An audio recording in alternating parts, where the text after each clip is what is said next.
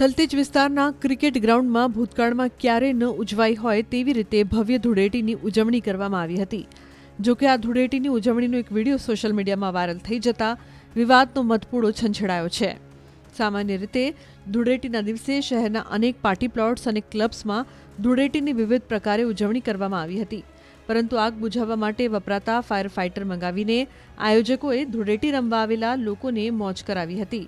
Rain ડાન્સના નામે હજારો gallon પાણીનો વેડફાટ પણ આયોજકો દ્વારા કરવામાં આવ્યો હતો।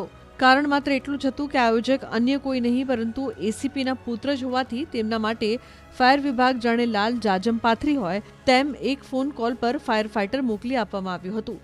જોકે આ ઉજવણીનો એક વિડીયો વાયરલ થતા હવે ફાયર વિભાગના અધિકારીની કામગીરી સામે પણ સવાલો ઊભા થયા છે। બે વાત મહત્વપૂર્ણ બહાર આવી રહી છે। એક તો ફાયર વિભાગની સૌથી મોટી બેદરકારી અને સાથે જ પોલીસ વિભાગનું જે કહી શકાય પાવર, આ બંને અહીં ઉપયોગ થયો છે। ખાસ કરીને જે માહિતી ન્યૂઝને મળી છે તે પ્રમાણે પોલીસ વિભાગમાંથી એક ઉચ્ચ અધિકારીનો ફાયર ઓફિસર ઉપર ફોન આવે છે અને કહેવામાં આવે છે કે આપ એક ગાડી થલતેજ વિસ્તારમાં મોકલો।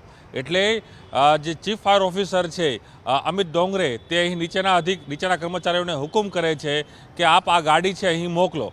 એટલે 20,000 લીટર ભરેલી ગજરાજ નામનું જે વાહન છે ત્યાં પહોંચે છે અને ત્યાં જોવા મળે છે કે એ બંદોબસ્ત માટે એ ગાડી છે તે આપવામાં આવે છે અને જે ભાડું છે તે લેવામાં આવે છે, પરંતુ એ બંદોબસ્ત માટે ગયેલી જે ફાયરની ગાડી છે ત્યાં ઊભી રહે છે। પરંતુ જે પાવર ધરાવતા જે ઉચ્ચ અધિકારી છે પોલીસના, તેના પુત્રનો એટલો રોફ હતો કે એ ગાડીમાં ઉપર ચડીને અને તે કહે છે કે મેં વાત કરી લીધી છે કે આપે આ પાણીનો ઉપયોગ અહીં રેન ડાન્સ માટે કરવાનો છે। એટલે જે આયોજક હતા જેના માટે રેન ડાન્સ આયોજન થયો હતો ત્યાં પાણી ખૂટી પડ્યું, એટલા માટે પાણીનો દુરુપયોગ એ પણ ફાયર વિભાગની જે ઇમરજન્સી સેવા માનવામાં આવે છે સંધ્યા, એ ઇમરજન્સી સેવાની ફાયરની ગાડીનો દુરુપયોગ રેન ડાન્સ માટે કરવામાં આવે છે। એટલે સૌથી મોટી બેદરકારી ફાયર વિભાગની અને ક્યાંક પોલીસનો જે પાવર છે તે અહીં બતાવવામાં આવી રહ્યો છે। હાલ ઉચ્ચ અધિકારીઓ કંઈ પણ કહેવા માટે ઇનકાર કરી રહ્યા છે। અધિકારીઓ પોતાનો બચાવ છે તે કરી રહ્યા છે। કદાચ પોલીસ વિભાગના પણ ઉચ્ચ અધિકારીઓ કદાચ કંઈ વિશે બોલતા નથી, તો સાથે જ ફાયર વિભાગના પણ અધિકારીઓ કંઈ પણ બોલવા માટે ટાળી રહ્યા છે, કારણ કે એ ગંભીર બેદરકારી સામે આવી છે। જે ઇમરજન્સી સેવા, કોઈ આગ લાગે છે ત્યાં તે જે વાહન છે તે મોકલવામાં આવતું હોય છે અને તેના માધ્યમથી જે આગ છે તેને બુઝાવવામાં આવતી હોય છે, પરંતુ અહીં તો રેન ડાન્સમાં પાણી ખૂટી ગયું એટલા માટે ફાયરની ગાડી બોલાવવામાં આવે છે અને ફાયરની ગાડીનો એ દુરુપયોગ થાય છે કે જેની અંદર એ પાણી છે ત્યાં આવેલા જે લોકો છે તેને તે પાણી તેના માધ્યમથી રેન ડાન્સ કરાવવામાં આવે છે।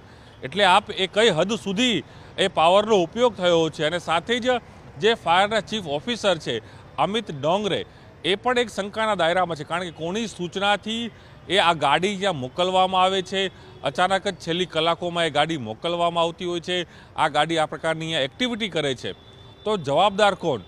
શું ચીફ ફાયર ઓફિસર જવાબદાર છે? શું પોલીસ અધિકારી જવાબદાર છે કે જેના સૂચનાથી અહીં સૂચના મળે છે ફાયર વિભાગના ઉચ્ચ અધિકારીને, સીએફઓને, સીએફઓ નીચે સૂચના આપે છે? जो वीडियो वायरल हो रहा है ये होली के बाद नेक्स्ट डे धुरंडी जो होती है उस दिन का ये वीडियो है। और उस दिन हमारे पास ही कॉल आया था कि स्टैंड बाई ड्यूटी हमें चाहिए और आपका व्हीकल चाहिए, क्योंकि मोर देन 50 लोग इकट्ठे हो रहे हैं।